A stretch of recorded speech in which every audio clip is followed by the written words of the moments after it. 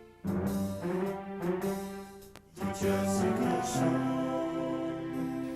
Salvation Army Red Kettle needs to raise over $2 million, so donate today. To start your virtual Red Kettle, go to www.onlineredkettle.org. Do you want to get involved? Go to www.salvationarmydfw.org. Okay, welcome back. If you're just joining us, we are talking with, Major. I was about to call him Ward. It's Major Ward Matthews here with the Salvation Army in Dallas-Fort Worth. He is the commander of the Dallas-Fort Worth Metroplex area. So before we went to break, I told them to stay tuned because we wanted to talk about the angel tree. Now I know if you're not familiar with the angel tree, all I have to say is I don't know where you've been, because we're celebrating the 30th year of the angel tree. And I want to start by you telling us a little bit about how it got started and how it's changed throughout the 30 years to where it is today.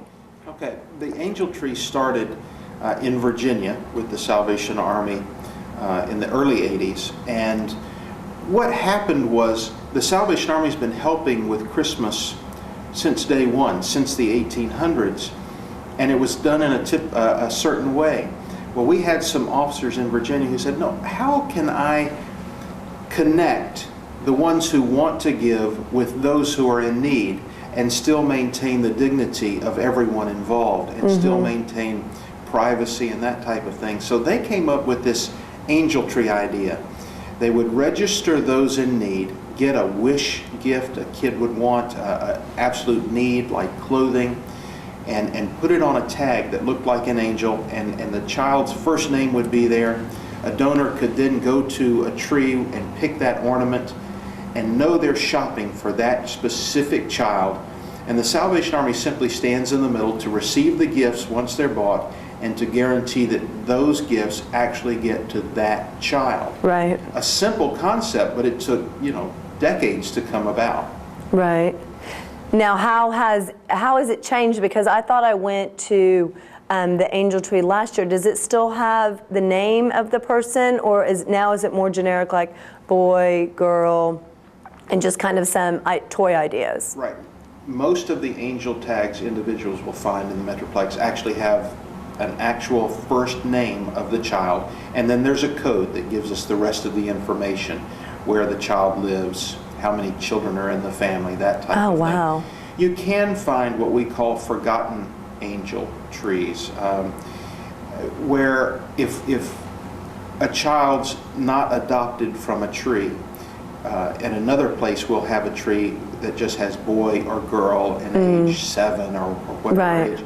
If the gifts that are bought for that child are actually given to a real child, if the other one is not adopted, if the actual tag that carries the real name of the child is never taken from the tree, we have these extra gifts that we can then say, well, his sister got gifts, his older brother got gifts, but no one picked his name. He's a forgotten angel, but we have gifts for him too, and we put that there. No one ever knows. The child knows that someone cared enough to buy gifts. And we have donors who will only take forgotten angels.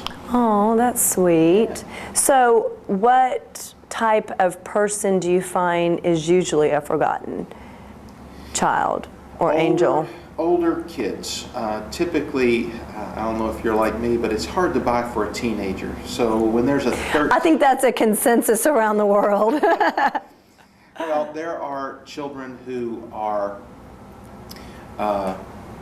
shown on the tag as being 13, 14 years old, and people just shy away. They say, I don't know how to buy for that child. Or those children typically have more expensive needs. The clothing costs more, the kind of things they're interested in cost more, so that those kids may be left on the tree.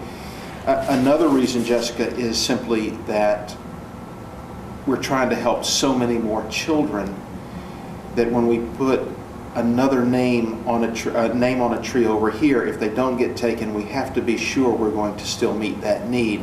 And so if there are this year 6,000 more children we're trying to help, there's a chance we may not make that goal, but if someone adopts a forgotten angel, we can still meet that need.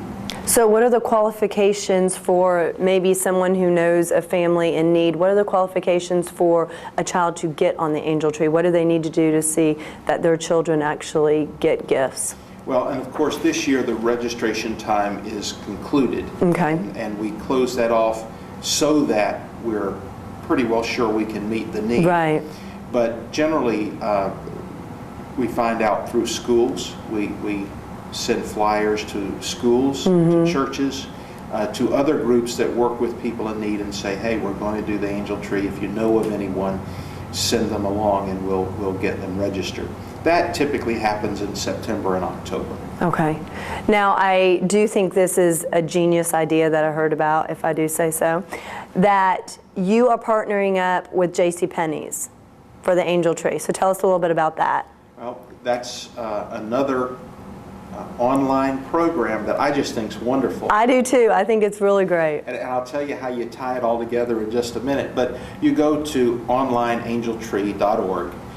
That takes you to a site where you can actually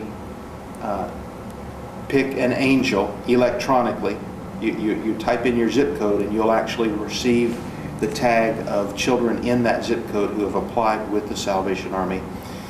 If you want to, you can rush out to your store and shop for them. Or you can stay online and buy the gifts online and have them shipped online to the Salvation Army, and we make sure the child gets those gifts. You can do it all online, and what we encourage people to do is, you know, when you shop physically, you go into the store and you pass a red kettle. Yep. And then you buy gifts.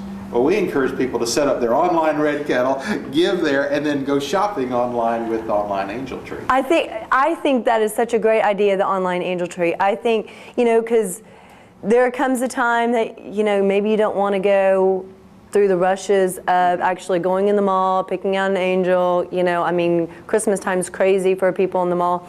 And that is such a great, easy way. You do not have to leave your house. Right. I mean, you can sit there and do all your, I mean, I read that and I was like, oh my gosh, that's genius. Why didn't anybody think of that before? That's what I was thinking. I think that's great. So do you think that if it's a success this year, that maybe you'll branch out and partner with other stores? Is that a possibility in the future, or are you going to stay with JCPenney's? Well, it's a national program. I would think that we would want to make shopping as easy for anyone as possible. So I have to leave it to computer programmers Right. to know if you can link all these sites Right. together and make it work. What I'm absolutely sure of is that folks who live in Minnesota will be able to help more, Right. because if it snows too much, they may not Absolutely. even be able to get out. But one thing to note again, I keep pointing it out because we've just moved here in the last 5 months. So we're Oh, wow. finding Welcome. the Metroplex. Yeah, it's wonderful. But JCPenney, headquartered where? Right here Yeah. in the Metroplex. Again, this area of the country leads the rest of the country in caring, and that means a lot. Yeah, you're a great place. Great to be here, though, with what you're doing, right? Absolutely. So, with the Angel Tree, so if somebody does it online, does that mean it's going to go to a person specifically in their area, or is it going to be, I mean, can they pick a certain angel still if they do it online, or a certain area? How does that work? Again, when you sign in, you type in your zip code. Okay. And the computer will pull from the records Okay. children actually in that zip code, and a great number of them, so you can still pick as though you're picking one tag off a big okay, tree. great. And if you wanted, you know, you could even give to an angel 2 zip codes over, Right. or in a zip code in our community where you know life's very tough, and you can give that way. But it's the zip code that determines where the child is. Wow. Okay, we'll be right back, and when we come back, we're going to tell you why you should care and what you can do to help.